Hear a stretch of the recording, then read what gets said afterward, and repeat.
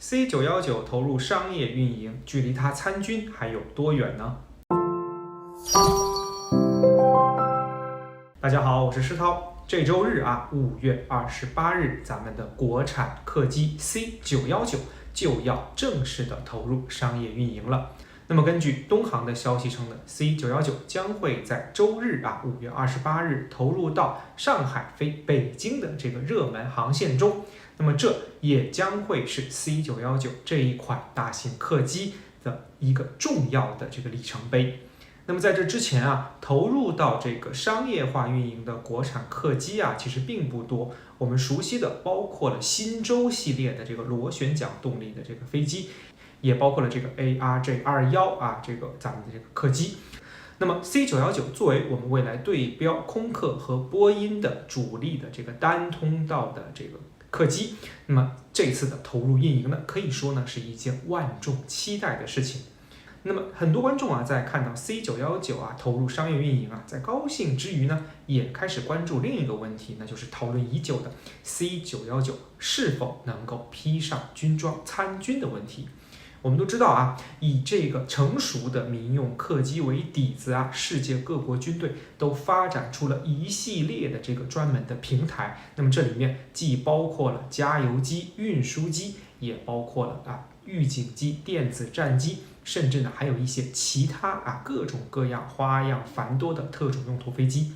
那么作为国产客机的这个新生力量C919它从它的这个底子上来说，确实是有成为这个军用机的这个基础。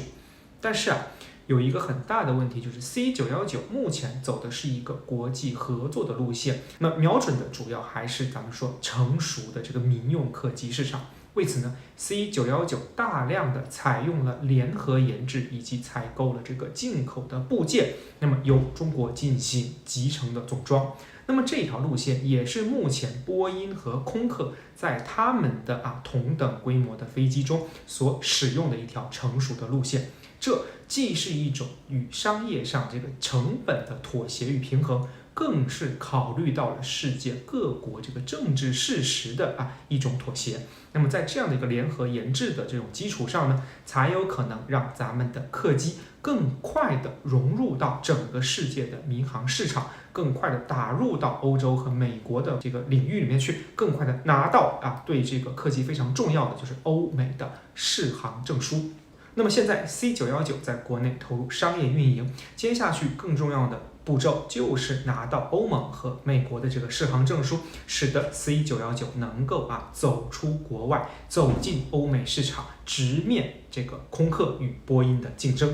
那么在国产客机成熟之前，羽翼丰满之前，恐怕 C919的这个军用化可能不会推进的太快，这毕竟是一场通盘考虑的事情。我们目前在这个国产特种机平台上还不到一个叫做没有选择的一个地步，我们还可以用现在手里的包括运输机等等在内的平台进行改装，来满足我们目前的这个军用需求。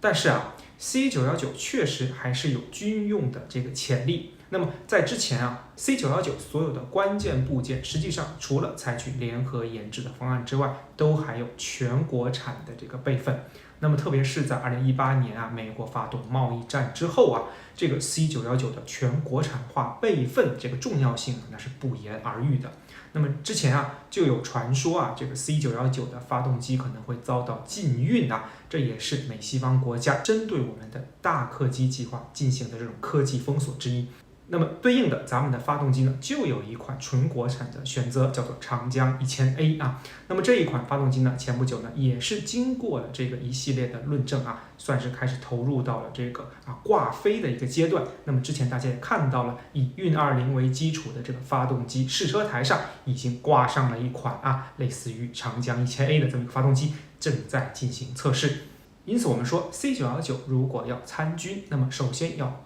过几步。第一个是民用客机的完全成熟，第二是民用客机上选用子系统的这个国产化，那么第三步我们才能放手让这个平台进入到军用，以免因为军用而导致了咱们民用客机遭到了这个不必要的损失。所以说啊，C919商业运营是关键的一步，是我们这项客机继续走向成熟的迈出的这个坚定的步子之一。那么未来我们还是可以继续期待咱们的 C919披上军装的那一天。大家对这期话题有什么看法？欢迎在评论区和我交流，也感谢您的关注、点赞、转发支持。咱们下期再见。